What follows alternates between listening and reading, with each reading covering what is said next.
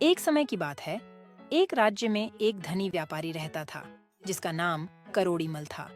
एक बार करोड़ीमल को कुछ जरूरी काम से कुछ दिनों के लिए अपने सूबे से बाहर जाना पड़ा। वापस लौटने पर उन्हें एक भयानक दृश्य का सामना करना पड़ा। उनका पूरा खजाना, जो धन दौलत से भरा हुआ था, खाली पड़ा था। चोर बिना कोई निशान छोड़े सारा धन चुरा ले गया था। करोड़ीमल निराशा के सागर में डूब गए। अपना खोया हुआ धन वापस पाने और अपराधी को सजा दिलाने के लिए करोड़ीमल ने अपने 5 नौकरों को बुलाया। ये वही लोग थे जो उनकी गैरहाजिरी में घर पर मौजूद थे। गुस्से और निराशा से भरे हुए करोड़ीमल ने उन पर चोरी का आरोप लगाया और कहा, तुम सबकी निगरानी में इतनी बड़ी चोरी कैसे हो सकती है? उन्होंने मांग की। जब चोर मेरा पूरा खजाना लूट रहा था, तब तुम सब कहाँ थे? करोड़ीमल के आरोपों से चौंके हुए नौकर आपस में घबराए हुए नजरें मिलाने लगे। उनमें से एक युवा कल्लू थोड़ी सी कांपती आवाज में बोला, मालिक, हम आपको विश्वास दिलाते हैं कि हमें इस चोरी की कोई जानकारी नहीं थी। चोरी के वक्त हम सब सो रहे थे। हालांकि करोड़ीमल उनकी बातों से कतई संतुष्ट नहीं हुए। उन्हें शक था कि उनके किसी विश्वास पात्र नौकर ने ही उनके साथ विश्वासघात किया है। वह उस अपराधी को बेनकाब करने के लिए दृढ़ थे। भारी मन से उन्होंने न्याय के लिए प्रसिद्ध सम्राट राजा अकबर के दरबार जाने का फैसला किया। सम्राट अकबर के दरबार में पहुंचकर करोड़ीमल ने अपना दुखड़ा सुनाया। उनकी आवाज पूरे दरबार में गूंज उठी।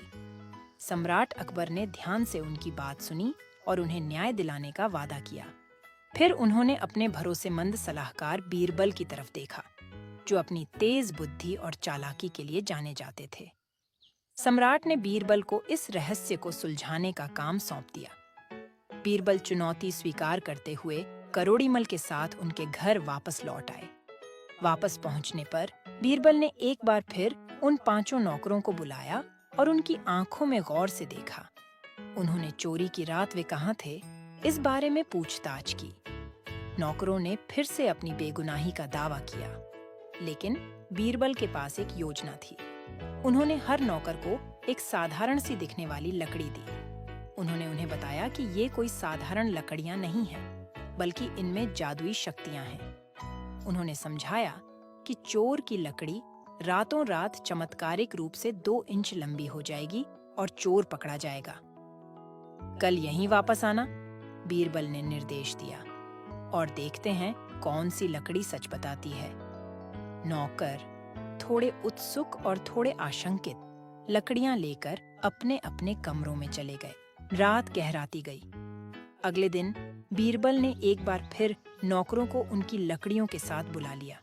जैसा कि उन्होंने हर लकड़ी को ध्यान से देखा, उनके होठों से एक गहरी सांस निकली। रामू नाम का एक नौकर, जो असली चोर था, उसकी लकड़ी दूसरों से स्पष्ट रूप से 2 इंच छोटी थी। बिना किसी हिचकिचाहट के बीरबल ने रामू की ओर इशारा करते हुए कहा, अपराधी बेनकाब हो गया है। अन्य नौकर स्तब्ध और निराश होकर रामू की ओर घूम गए। उनकी आंखों में विश्वासघात झलक रहा था। रामू, जिसका चेहरा डर से पीला पड़ गया था, वह सिर्फ शर्म से सिर झुका सकता था।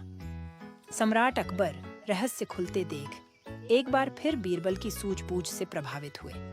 उन्होंने बीरबल की चतुराई की सराहना की और रामू को उसके अपराध के लिए दंडित करने का आदेश दिया। करोड़ीमल अपना खोया हुआ खजाना वापस पाकर और चोर के बेनकाब होने से खुशी से झूम उठे। उन्होंने बीरबल और सम्राट अकबर का दिल से आभार व्यक्त किया। इस घटना से उन्होंने लालच के परिणाम और ईमानदारी के महत्व को सीख लिया। करोड़ीमल ने अपने सभी नौकरों को इकट्ठा किया और उन्हें बताया कि बीरबल की लकड़ियों में कोई जादू नहीं था। असली जादू उनकी अपनी ईमानदारी में होता। चोरी का डर ही रामू को बेनकाब कर गया। यह सुनकर रामू को अपने के पर पछतावा हुआ। उसने कभी नहीं सोचा था कि उसकी चालाकी उसे इस तरह फंसा देगी। करोड़ीमल ने उसे माफ तो नहीं किया, पर उसे एक और मौका जरूर दिया। रामू ने ईमानदारी से काम करने का वादा किया और अपनी गलती सुधारने की कसम खाई। इस तरह बीरबल की चतुराई और करोड़ीमल की सतर्कता से न सिर्फ खजाना वापस मिला, बल्कि रामू को भी एक सबक सीखने का मौका मिला। कहानी हमें सिखाती है कि ईमानदारी का मार्ग ही सही रास्ता है। गलत रास्ते पर चलने से भले ही शुरुआत में फायदा हो, पर अंत में पछतावा ही हाथ लगता है।